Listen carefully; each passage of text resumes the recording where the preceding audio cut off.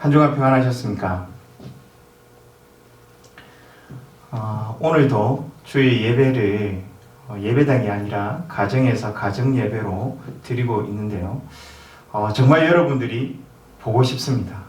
여러분들은 저희 얼굴을 지금 보고 계시지만 저는 여러분들의 얼굴을 볼 수 없어서 아쉽고 안타까운 마음이 큽니다. 코로나19 사태가 지금 전 세계로 확산되어지고 있고 수도권에도 확진자들이 여러 이렇게 등장을 하고 있고 그래서 안전한 상황은 지금 아닌 것 같습니다.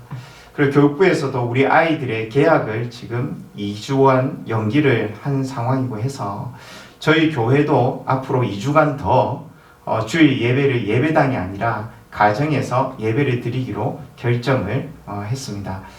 저는 함께 모여서 예배 드리는 그날을 손꼽아 기다리고 있는데요. 우리가 함께 기도하면서 개인 신앙을 또 키워가는 저와 여러분이 되었으면 좋겠습니다. 지금 겨울이 지나가고 봄이 성큼성큼 우리 가운데 다가오고 있습니다. 봄이 오는 소리가 지금 들리고 있는데요. 꽃들이 봉우리를 터뜨리며 생명이 있음을 우리에게 드러내고 있고 저 들판에도 새싹들이 자라서 푸르름을 더해주고 있습니다. 지난 주간에 제가 한 전도사님으로부터 사진 편지를 제가 한 통 받게 되었습니다. 이분이 대구에서 지금 사역하고 있는 분이어서 코로나19 사태의 그 중심에서 그 어려움을 견디고 있는 분이라 그 글이, 그 편지가 저에게 참 마음으로 많이 와닿았습니다.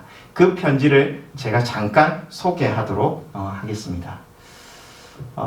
빼앗긴 들에도 봄은 오는가 이상화 시인의 글을 인용하면서요. 계속해서 이렇게 인용하고 있습니다. 하지만 봄은 이미 우리에게 왔습니다. 모든 것이 코로나19로 인해 빼앗긴 듯한 일상에도 하나님께서 주신 강한 생명은 변함없이 움트며 자라고 있습니다. 오늘도 하나님께 주신 사랑의 꽃을 피우며 사방의 향기를 뿜어내는 활기찬 날이 되길 소망합니다. 이상욱 전도사로부터. 제가 이 글을 읽고 많이 위로가 되었습니다. 그렇군요. 우리가 겨울이 지나가면 결국은 봄이 찾아온다라는 사실이죠. 그렇게 봄이 오듯이 이 코로나19 사태도 결국은 다 지나갈 거라는 사실입니다. 다시금 일상의 자유를 만끽하는 그날이 올 줄로 믿고 우리가 다 함께 모여서 예배드리며 또 함께 찬양하며 또 기쁨을 함께 나누는 그날이 곧 속히 오리라고 믿습니다. 그날을 바라보며 한 걸음 한 걸음 믿음의 길을 걸어가는 저와 여러분이 되기를 소망합니다.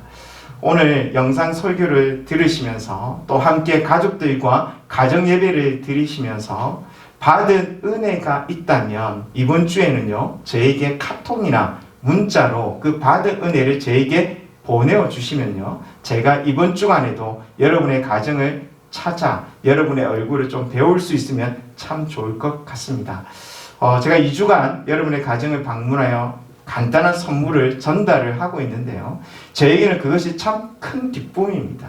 이 자리에서는 여러분의 얼굴을 뵙지 못하지만 주중에 잠깐이라도 여러분의 얼굴을 보면서 하나님의 은혜를 누리고 있습니다. 그래도 이번 주에도 여러분 다들 참여해 주시고 한 번도 참여하지 않은 분들도 이번만큼은 꼭 참여를 하셔서 제가 여러분의 가정을 방문할 수 있는 은혜가 있었으면 좋겠습니다.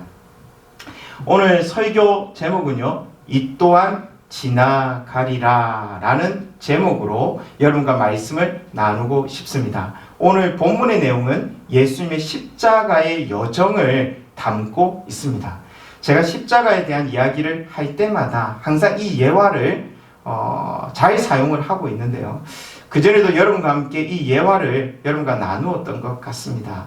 그 내용이 뭐냐? 바로 일본의 선교 역사입니다.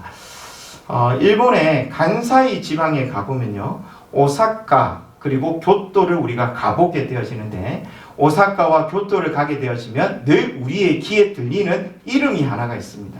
그 이름이 누구냐? 바로 우리 조선의 최대 원수였던 임진왜란을 일으켰던 토요토미 히데요시라는 인물입니다. 이 토요토미 히데요시가 오사카의 오사카 성을 처음으로 지었던 인물이기도 하고요. 그리고 그 당시 수도가 교토였는데 그 교토에서 천하 통일을 한 사람도 바로 토요토미 히데요시입니다. 근데 일본의 선교 역사를 이야기하면서 이 토요토미 히데요시를 빼놓을 수 없는 이유가 있어요. 여러분 교토 지역에서 무려 800km나 떨어진 곳에 나가사키라는 지역이 있는데요. 토요토미 히데요시가 정권을 잡고 천하 통일을 했을 그 당시에도 일본에는요 수많은 그리스도인들이 있었다는 거예요. 그리고 그 중에 나가사키 지역은요 그 지역의 모든 사람들이 예수 그리스도를 믿을 정도로 복음화율이 높았던 곳이 바로 나가사키 지역입니다.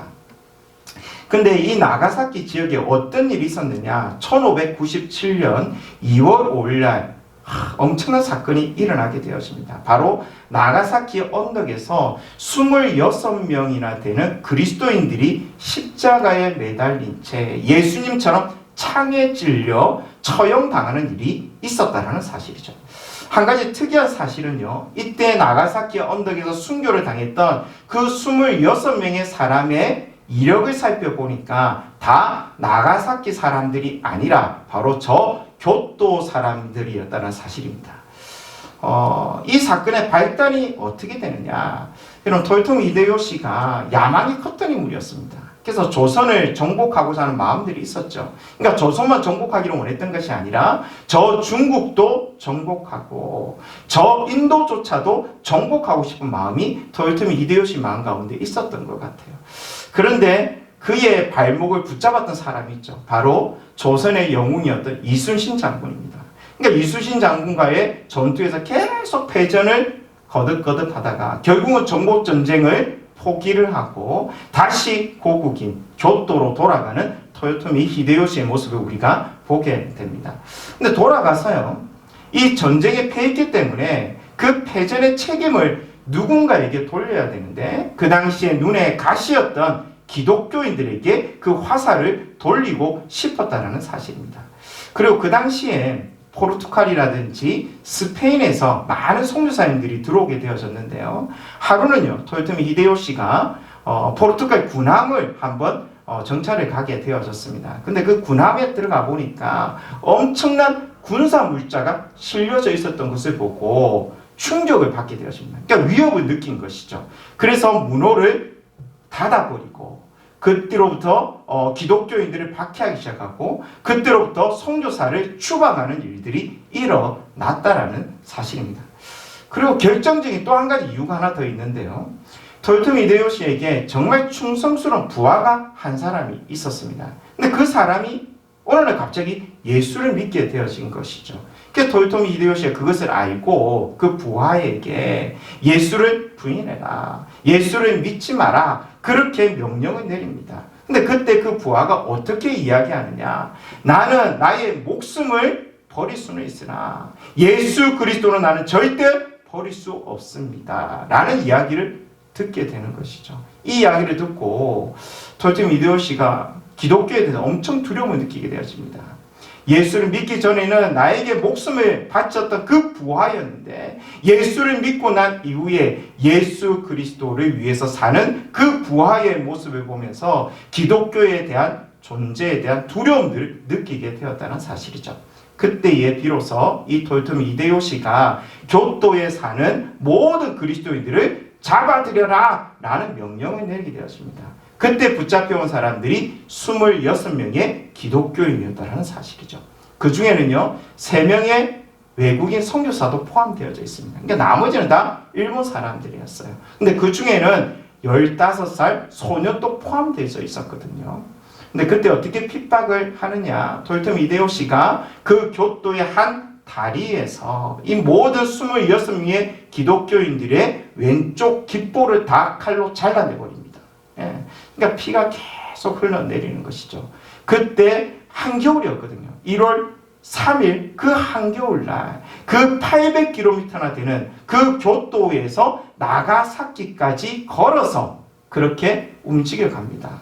그래서 동네마다 거치면서 예수를 믿으면 이렇게 되어진다. 그래서 조롱하고 희롱하고 때리며 그렇게 갔던 거예요.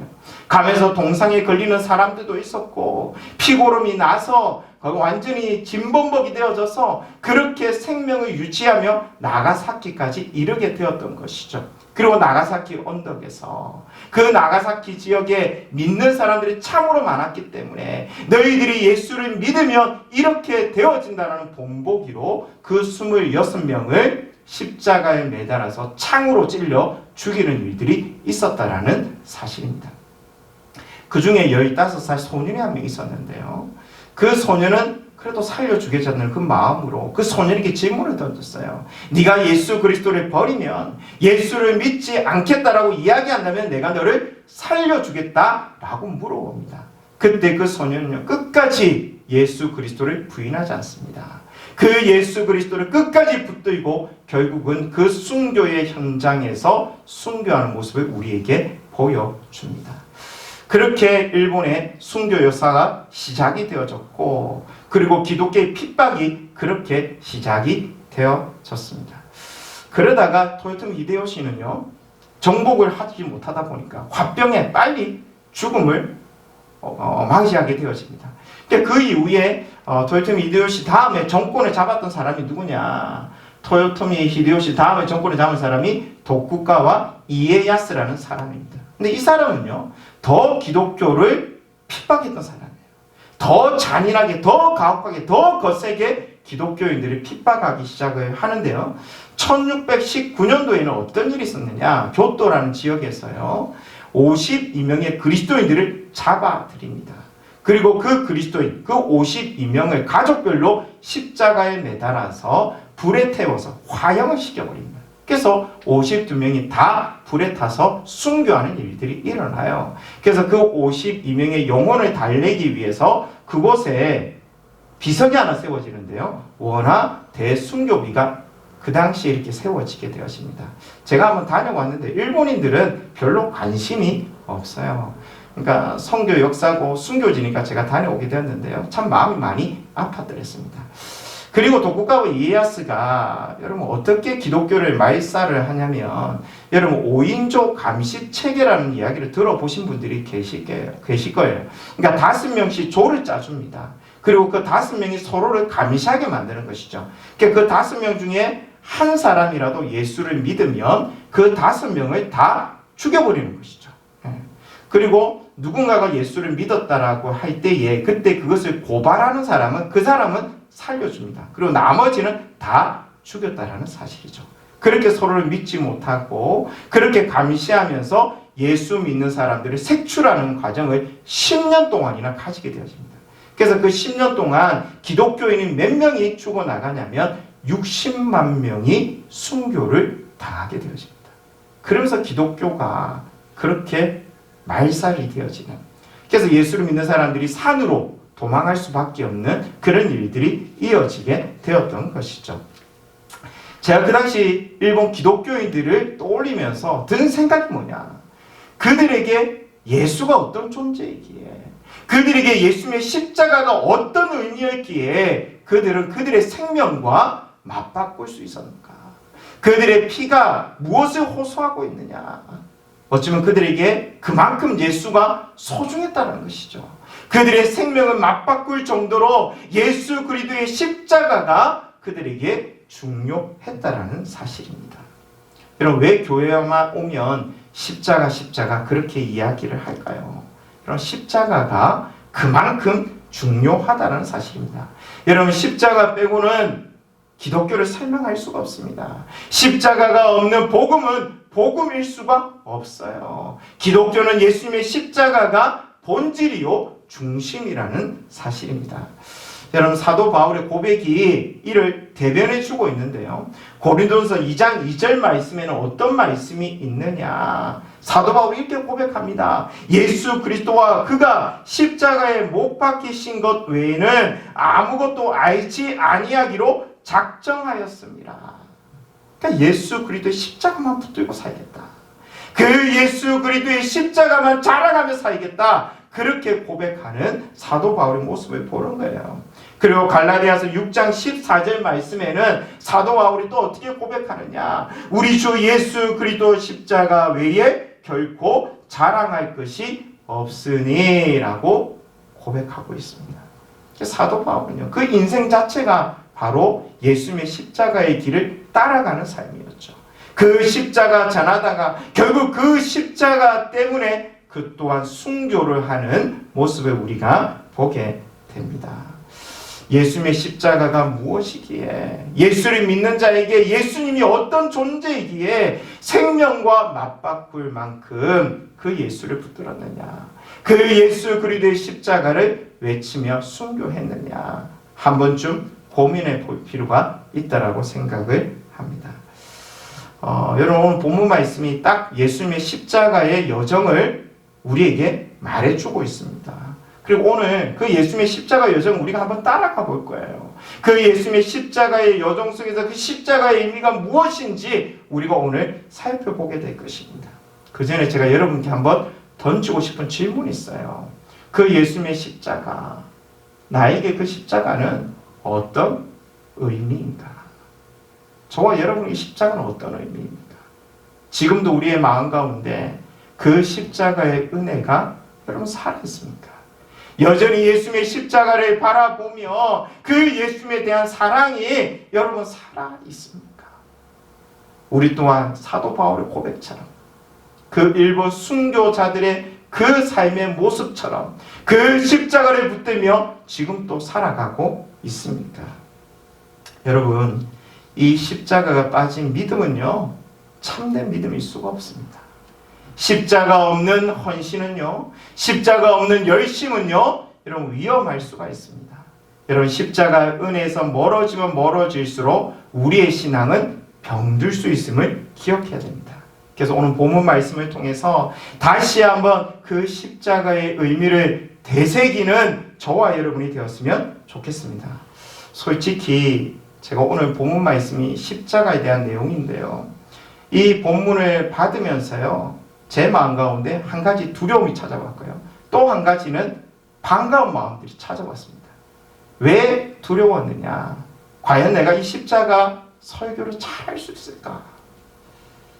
이 십자가 설교를 또 한 번의 십자가 설교처럼 성도들이 들으면 어떻게 하나? 그런 어떤 두려움들이 제가 좀 찾아왔고요.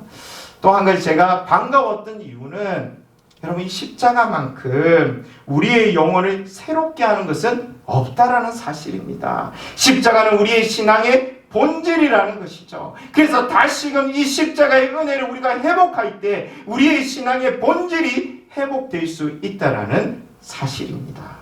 여러분, 십자가가 회복되어지면요, 없던 힘도 다시 생겨나는 거예요.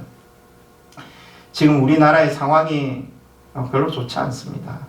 코로나19 때문에 전 국민이 지금 절망 가운데 있고 두려움에 떨고 있고 앞으로도 이어질 경제적인 어려움 때문에 다들 겁을 먹고 있는 상황 속에 있습니다. 그때 그리스도인들은 무엇을 붙들어야 되느냐? 그때 그리스도인들은 무엇을 바라보며 무엇을 위해서 살아야 하느냐? 여러분, 십자가인 줄 믿습니다.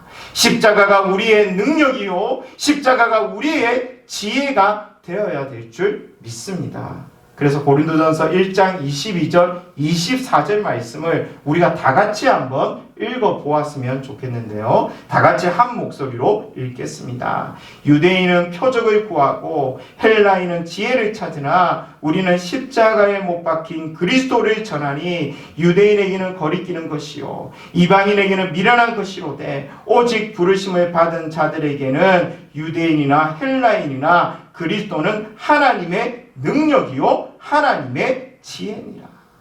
예수 그리스도가 우리의 능력이요, 그 예수 그리스도의 십자가가 우리의 지혜임을 선언하고 있습니다.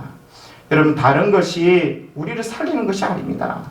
세상의 그 어떤 지혜로 우리가 구원받은 것이 아니에요. 여러분, 예수님께서 이 땅에 오셔서 좋은 말씀도 많이 해주셨습니다. 병든 자도 질병을 그 치유를 해주셨어요. 떡도 주시고 물고기도 주셨습니다. 그런데 정말 예수님께서 우리에게 주시고 싶었던 것이 무엇이냐? 바로 그의 십자가였죠. 십자가. 오늘 그의 십자가를 묵상하면서요, 이 세상을 이기는 지혜를 우리가 얻었으면 좋겠습니다. 세상은 암울하지만 그래도 다시 벌떡벌떡 일어서는 힘과 능력을 예수 그리스도의 십자가에서 우리가 얻기를 소망합니다. 오늘 본문 말씀은 예수님의 십자가의 여정을 우리에게 잘 소개해 놓고 있습니다. 군중 심리에 사로잡혀서, 그러니까 백성들의 마음을 만족시키기 위해서 총독 빌라도가 그 당시 강도였고 살인자였던 바라바를 자유롭게 내어주고 예수 그리스도, 죄가 없는 그 예수 그리스도를 십자가에 내어주는 모습을 우리가 보게 됩니다. 근데 그 시작이 너무 가혹해요. 너무 모욕적이고요. 견디기 힘든 순간이 예수님께 찾아오고 있습니다. 그 시작이 그 빌라도 총독을 지키고 있었던 로마 병사들로부터 시작이 되어지는데요. 여러분, 마가복음 15장 16절 말씀을 우리 함께 읽어보겠습니다. 군인들이 예수를 끌고 브라이도리온이라는 뜰 안으로 들어가서 온 군대를 모으고, 여러분, 브라이도리온이 어떤 곳입니까? 여러분, 빌라도가 살았던 곳이 관정이라는 곳이 있는데요. 그 관정의 뜰이 바로 이 브라이도리온입니다. 그 뜰에 군인들이 이렇게 있었는데요. 그 군인들이 예수를 받아들이자마자 그 예수를 채찍질하고 그 얼굴에 침을 뱉으면서 그 예수 그리스도에게 모욕감을 안겨주고 있습니다. 병사들이 예수님의 얼굴에 침을 뱉을 뿐만 아니라 예수님을 희롱거리로 조롱거리로 만들어버리는 것이죠. 막대기를 가지고 예수님의 머리를 툭툭 치면서 네가 유대인의 왕이냐? 그러면 우리의 절도 한번 받아보아라. 그러면서 꿇어 엎드려 절도하고요. 예수님께 경례도 붙이면서요. 그렇게 예수님을 희롱하고 조롱하고 모욕감을 안겨주는 모습을 우리가 보게 됩니다. 그러면서 예수님께 입혔던 옷이 있는데요. 그 옷이 뭐냐? 자색 옷 홍포를 예수님께 입힙니다. 이 홍포의 의미가 뭐냐? 그리고 예수님의 머리에 관을 하나 씌워주는데요. 그 관의 의미가 뭐냐? 갈시면류관을 씌워주는 거예요. 여러분, 홍포는요, 그 당시에 왕들이 입었던 옷이 바로 홍포입니다. 그렇게 예수님께서 유대인의 왕으로 죽는다는 것을 알리기 위해서 네가 유대인의 왕이냐? 그러면 고통스럽게 한번 죽어봐라. 그렇게 예수님을 비웃고 조롱하며 희롱하며 입혔던 옷이 바로 홍포입니다. 그리고 예수님의 머리에 가시면류관을 씌워주죠. 왕관을 씌워줍니다. 근데 가시가 달려있어요. 그 가시를 씌워줬을 때에 그 가시가 예수님의 머리를 찔러대었을 것입니다. 예수님의 머리에는 피가 흘렀을 거예요. 그렇게 네가 유대인의 왕이냐? 그럼 고통스럽게 죽어봐라. 그렇게 예수님을 조롱하고 비웃고 그렇게 모욕감을 안겨주는 그 병사들의 모습을 우리가 보게 되는 것이죠. 여러분, 여러분의 마음이 어떠세요? 저와 여러분이 늘 사랑한다고 고백하는 그 예수님께서 이런 고통을 여러분 당하고 있습니다. 여러분, 이 고통 우리가 지켜볼 때 여러분 화가 나지 않습니까? 분노가 여러분 치밀어 오르지 않습니까? 생각해 보세요. 나의 사랑하는 사람이, 나의 자녀가, 내가 좋아하는 사람이 이런 고통을 여러분 당하고 있다고 생각해 보세요. 나의 자녀가 학교에서 아이들로부터 왕따를 당하고 있고 다른 아이들로부터 구타를 당하고 있고 다른 아이들로부터 모욕감을 느끼고 그렇게 괴롭힘을 당하고 있다고 생각해 보세요. 그 광경을 부모로서 지켜보았다고 생각해 보세요. 여러분, 화가 치밀어 오르지 않겠습니까? 피가 거꾸로 솟아오르는 그런 분노가 일어나지 않겠습니까? 그 광경을 보고 참을 부모가 여러분 어디 있겠습니까? 지금 하늘에 그 하나님 아버지께서는요, 이 광경을 다 지켜보고 있습니다. 그의 사랑하는 단 하나밖에 없는 아들이 그 세상 사람들로부터, 이방인들로부터, 그 로마 군인들로부터 그렇게 모욕스러운 일을 당하고 있고 침뱉음을 당하고 있고 그렇게 채찍질을 당하고 있는 그 모습을 바라볼 때 그 아버지의 마음이 어땠을까요? 지금 당장이라도 내려가서 그 예수를 건지고 싶은 마음이 여러분 있지 않겠습니까? 지금 당장이라도 내려가서 예수 그리스도를 채찍질하고 모욕감을 안겨주는 그 병사들을 다 심판하고 싶은 마음 여러분 있지 않았겠습니까? 하지만 예수님은요, 하지만 하나님은요 그렇게 하지 않으세요. 하나님은요 그 아들 예수 그리스도를 바라보면서 단지 눈물로 그 아들을 지켜보고 있을 뿐입니다. 사랑하는 아들이 그 모든 것을 다 견딜 수 있기를 바라는 마음으로 그냥 바라볼 뿐이에요. 여러분, 왜입니까? 왜 하나님은 자기 아들을 돕지 않습니까? 왜 그대로 그 아들 예수 그리스도를 내버려 두십니까? 왜 예수님은 이 모든 것들을 견디셔야만 합니까? 왜 예수님은 이 모든 것들을 참으셔야만 합니까? 누구 때문일까요? 바로 저와 여러분 때문입니다.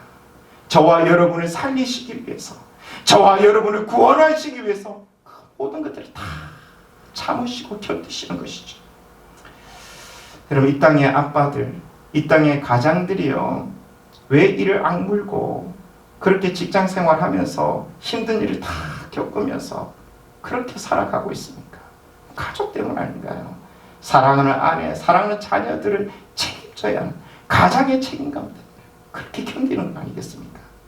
우리의 믿음의 선배들이었던 그 옛날 그 주기철 목사님, 그 손양한 목사님 한번 떠올려보세요. 왜 그들은 그 순교의 길을 걸어갔습니까? 왜 그들은 그 어려운 길을 걸어갔습니까? 하나님 사랑 때문에, 교회를 그만큼 사랑했기 때문에, 영혼을 너무나도 사랑했기 때문에 그 힘든 길을 견디며 그 고난의 길을 걸어가지 않습니까? 나은 사람 살겠다고 생각하면 고난 포기하면 됩니다. 다 내려놓으면 돼요. 여러분, 예수님의 모습을 보세요. 왜 예수님께는 이 모욕감을 다 참으십니까? 그만큼 저와 여러분을 사랑했다라는 사실입니다. 참을 수 없는 거 다 참아내십니다. 견딜 수 없는 거 다 견뎌내십니다. 순종할 수 없는 거 다 순종하시고 이길 수 없는 것을 다 이겨내시는 예수 그리스도의 모습을 우리가 발견하게 되었습니다. 그 다음 군인들이 예수님을 어디로 끌고 가느냐? 성문 밖으로 끌고 나갑니다. 그리고 예수님께 십자가를 지릅니다. 그 십자가를 지고 골고다 언덕까지 걸어가야 되는데 이미 예수님은 매질을 너무 많이 당했어요. 피를 너무나도 많이 쏟으셨습니다. 기력이 없어요. 그래서 그 십자가를 지고 가다가 또 넘어지고 다시 그 십자가를 지고 걸어가다가 또 넘어지고 그 일들을 계속 반복하는 거예요. 그것을 지켜보고 있던 로마 병사가요, 구경꾼들이 참 많이 있었는데 그 중에 한 사람을 지목하여 예수님의 십자가를 대신 지고 가게 합니다. 그 사람이 누구냐? 구레네 사람 시몬이라는 사람이에요. 저는 그 사람이 하나님의 은혜를 입었다고 저는 생각을 합니다. 이 또한 하나님의 은혜죠. 그 구레네 사람 시몬이요, 억지로 예수님의 십자가를 지고 가다가 그 곁에 있는 예수님의 모습을 보면서 예수님을 만나는 거예요. 예수님의 십자가를 지고 가다가 그 십자가의 의미를 그 또한 깨닫게 되어지는 것이죠. 그러면서 그 가운데 하나님의 구원이 임하고 하나님의 은혜가 임하고 제사함을 받는 놀라운 축복의 은혜를 그가 누리게 됩니다. 여러분, 구레네 시몬의 아들이 누구냐면 루포라는 사람이에요. 이 루포에게도 신앙이 전수가 되어지죠. 그래서 이후에 초대교회의 영적인 지도자가 됩니다. 그리고 바울의 신실한 믿음의 동력자로 일하는 것을 우리가 발견하게 됩니다. 그래서 마가복음 15장 21절 22절 말씀을 읽어보면 마침 알렉산더와 루포의 아버지인 구레네 사람 시몬이 시골로부터 와서 지나가는데 그들이 그를 억지로 같이 가게 하여 예수의 십자가를 지우고, 그렇게 구레네 사람 시몬이 예수와 함께 그 십자가를 지고 결국 어디에 이르느냐? 22절 말씀을 보니까 예수를 끌고 골고다라 하는 곳, 번역하면 해골의 곳에 이르러라고 얘기를 하고 있습니다. 드디어 골고다 언덕에 도착을 했습니다. 여러분, 본문 말씀을 보니까 그 골고다의 뜻을 뭐라고 얘기하고 있습니까? 해골의 곳이라고 얘기를 하고 있습니다. 그러니까 그곳에 뭐가 많았을까요? 해골들이 많았다는 거예요. 여러분, 해골들이 그렇게 많았다는 의미가 또 무엇일까요? 바로 그곳이 죄인들을 처형하는 장소였고 죄인들을 심판하는 장소였다라는 사실입니다. 그 골고다, 그 심판의 장소, 어둠이 가득하고 죽음이 가득한 그곳에 지금 드디어 예수님의 십자가가 우뚝 세워진다라는 사실입니다. 근데 왜 그곳이 해골이라는 이름의 뜻을 가진 골고다 언덕이 여러분 되었을까요? 여러분 세 가지 학설이 있습니다. 하나는요, 그 골고다 언덕이 바로 해골 모양을 많이 닮아 있다는 거예요. 그래서 사람들이 그곳을 골고다라고 이름을 붙였다라는 설이 하나가 있고요. 또 한 가지 설은요, 로마의 처형 장소로 그곳이 사용되어졌기 때문에 아까도 얘기 드렸듯이 그곳에 죽은 사람의 해골들이 참 많이 있었다는 것이죠. 그러니까 해골들이 많았기 때문에 그 해골이라는 이름의 뜻을 가진 골고다라는 이름을 가지게 되었다는 설입니다. 근데 또 한 가지는요, 참 중요한 이야기가 하나 있는데요, 유대인들이 믿고 있는 것이 하나 있습니다. 그게 뭐냐, 에덴의 중심이 어디냐, 에덴 동산의 그 중심이 바로 골고다 언덕이라고 유대인들은 믿고 있습니다. 첫사람 바로 아담이 선악과를 따먹었던 장소가 바로 이곳이라는 것이죠. 그래서 선악과를 따먹음으로 죄가 시작되었던 곳, 죽음이 시작되었던 곳, 그래서 해골이라는 뜻을 가진 골고다라는 이름을 가지게 되었다는 사실입니다. 지금 그곳에 예수님의 십자가가 우뚝 세워지는 거예요. 첫째 아담이 하나님 앞에 불순종함으로 죄가 시작되어지고 죽음이 시작되어지고 죽음이 가득한 해골 같은 그곳이 되어졌는데, 그곳에 둘째 아담 예수님의 십자가가 세워지며 그 예수님의 생명의 피가 흐름으로 그 죄가 시작되어졌던 그 근원을 우리 주님께서 치유하시는 것이죠. 그래서 그 죽음의 땅이 하나님의 생명의 땅으로 변화되어지는 기적과도 같은 일을 우리가 보게 되어집니다. 그곳에서 우리의 죄의 근원을 용서하시고 우리를 구원하시고 그 죽음의 한계를 뛰어넘어 영원한 생명을 안겨주는 그 시작점이 그곳에서 시작되어진다는 사실입니다. 예수님께서 그 십자가에서 이제 숨을 거두시는데요, 그 숨을 거두시는 장면을 성경은 이렇게 소개해 놓고 있습니다. 마가복음 15장 34절 말씀을 제가 읽어드리면요, 제9시에, 지금으로 따지면 오후 3시쯤 됩니다. 오후 3시쯤에 예수께서 크게 소리 지르시되 엘리 엘리 라마 사막다니 하시니, 이를 번역하면 나의 하나님 어찌하여 나를 버리셨나이까 하는 뜻이라. 여러분 성경에는요, 세 가지 정가가 등장을 합니다. 여러분 정가 뜻이 여러분 뭡니까? 정가라는 말은 떠넘기다 라는 뜻을 가지고 있어요. 그러니까 죄책을 떠넘기다, 책임을 전가하다, 그런 뜻을 가지고 있는 것이 정가라는 단어입니다. 성경에 보면 정말 중요한 의미로 세 번의 어떤 정가가 등장하는데요, 첫 번째 정가가 바로 아담의 죄의 정가입니다.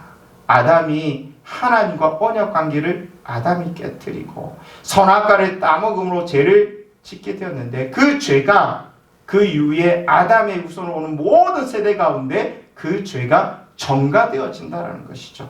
그래서 우리가 이 땅에 태어날 때 무엇을 가지고 태어나느냐? 죄를 가지고 태어난다는 것입니다. 우리가 죄를 지었기 때문에 죄인이 아니라 우리가 태어날 때부터 죄인이기 때문에 죄를 지을 수밖에 없는 존재가 되었다는 것이죠. 여러분, 이 죄 때문에 우리는 죽게 됩니다. 죽음의 한계에서 벗어날 수가 없어요. 여러분, 죽음으로 끝입니까? 아닙니다. 그 죄의 한계 속에서 결국은 하나님 앞에 심판받는 일이 일어날 것이고, 결국은 그 죄의 권세 아래 결국은 지옥불에 던져질 운명이 바로 우리가 가지고 태어난 운명이라는 사실입니다. 근데 여러분, 성경에 보면 두 번째 정가가 등장하는데요, 바로 예수님의 죄의 정가입니다. 예수님께서 둘째 아담으로 이 땅에 오셔서 죄가 없는 모습으로 십자가에 달려 죽으실 때에 우리 모든 인류의 죄가 누구에게 전가되어지냐면 예수 그리스도께 전가되어진다는 것입니다. 예수 그리스도를 믿는 믿음이 있을 때 우리의 모든 죄가 예수님께 전가되어짐으로 그 죄를 짊어지고 예수님은 지금 죄인의 신분으로 십자가에 달려 죽으신다는 사실입니다.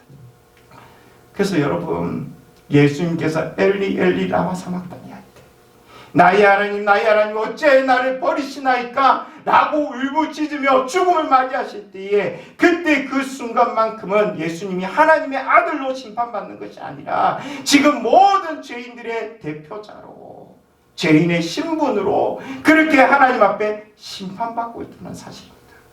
우리가 우리의 죄 때문에 심판받아야 되는데, 우리가 우리의 죄 때문에 죽어야 되는데, 우리가 우리의 죄 때문에 지옥불에 던져져야 되는데, 예수님께서 우리의 모든 죄를 다 짊어지시고 한 영원한 제사를 드리시면서 한 속죄제물이 되어 주시면서 그렇게 주님 앞에 완전히 버림당하시는 우리 예수 그리스도의 모습을 보게 되는 것이죠.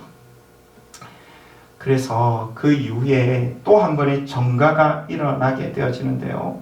여러분, 예수님의 십자가 사건으로 어떤 일이 일어나느냐, 마가복음 15장 37절 38절 말씀에 오늘 이렇게 기록해 놓고 있습니다. 예수께서 큰 소리를 지르시고 숨지시니라. 그 이후 어떤 일이 일어나냐, 38절 이에 성소 휘장이 위로부터 아래까지 찢어져 둘이 되니라. 예수 그리스도의 십자가 사건으로 하나님과 우리 사이를 막고 있었던 휘장이 찢어지게 되어집니다. 하나님과 우리 사이를 막고 있던 담이 허물어지는 것이죠. 하나님과 우리 사이를 막고 있던 그 죄의 문제가 해결되어지더라는 것입니다. 그래서 예수 그리스도를 믿는 자에게는요, 예수 그리스도의 의가 우리에게 전가되어집니다.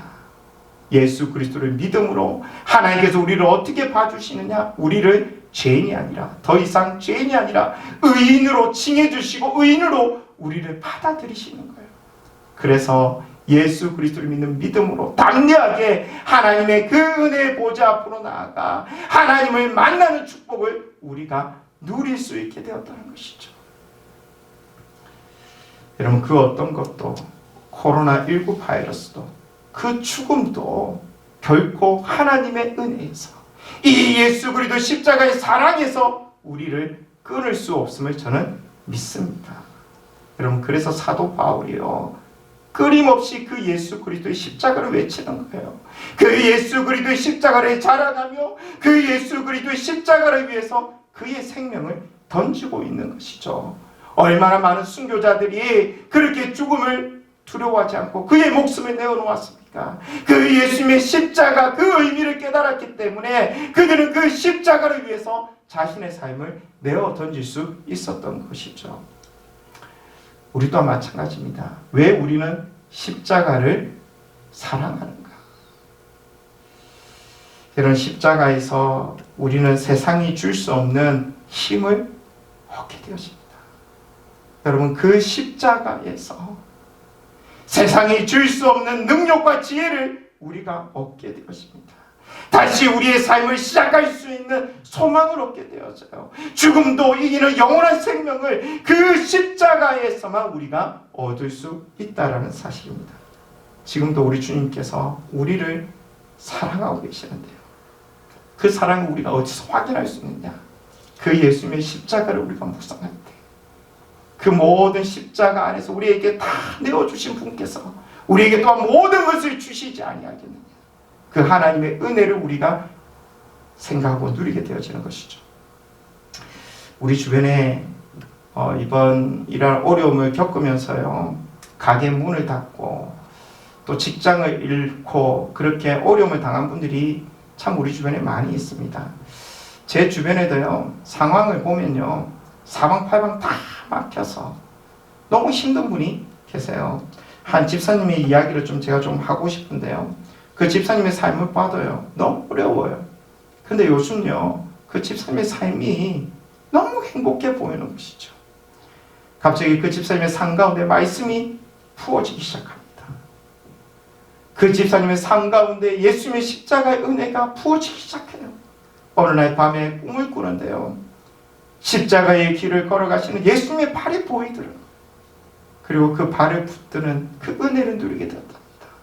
그리고 잠에서 깨어났는데요, 그의 마음 가운데 예수 그리스도의 그 십자가의 은혜가, 흔들리지 않는 그 하나님의 평강과 은혜가 그의 삶을 가득 채워 들어갈 것이죠. 상황은 여전히 어렵습니다. 변화된 게 없어요. 하지만 그의 마음 가운데 부어진 그 하나님의 은혜로 그 집사님이 고백하기를, 지금처럼 행복한 적이 없었다. 라고 고백하는 것을 제가 듣고요, 얼마나 제 마음 가운데 감동이 되었는지 모릅니다. 여러분, 우리에게 지금 이런 은혜가 필요합니다. 여러분, 우리에게 지금 세상이 줄 수 없는 힘과 능력이 우리 가운데 필요합니다. 오늘도 우리를 벌떡벌떡 일어서게 하는 하나님의 능력과 도움의 손길이 우리 가운데 필요한 줄 믿습니다. 그 어떤 상황에도 무너지지 않는 담대한 마음과 믿음이 우리에게 필요한 줄 믿습니다. 근데 그 믿음, 그 은혜, 그 힘, 여러분 어디서 얻을 수 있습니까? 오직 예수 그리스도 십자가 아래에서 얻을 수 있음을 믿습니다. 그 주님의 십자가 앞으로 가까이 나아가 그 영적인 비밀을 발견하는 저와 여러분이 되기를 소망합니다. 그래서 죽음의 땅이 생명의 땅으로 변하는 그 은혜를 누리는 저와 여러분이 되기를 소망합니다. 한 주간 삶을 살아가실 때 그 주님의 십자가를 바라보며 그 주님의 십자가의 은혜를 회복하는 저와 여러분이 되기를 소망합니다. 제가 한번 기도하겠습니다. 하나님 아버지, 오늘 저희들에게 십자가의 말씀을 주심을 감사합니다. 다시 한번 십자가 앞으로 우리가 가까이 나아가오니 그 십자가의 그 보혈의 능력을 저희들에게 허락하여 주옵소서. 다시금 구원의 감격이 샘솟듯이 일어나게 하여 주시고 우리를 위해 피 흘려 죽으신 그 예수님의 사랑을 깨닫는 저희들 될 수 있도록 은혜 베풀어 주옵소서. 그 십자가의 은혜로 다시 살아가게 하여 주시고 그 십자가의 능력으로 승리하는 저희들 될 수 있도록 은혜 베풀어 주옵소서. 모든 것 하나님께 감사를 드리며 예수 그리스도 이름으로 기도를 드립니다. 아멘.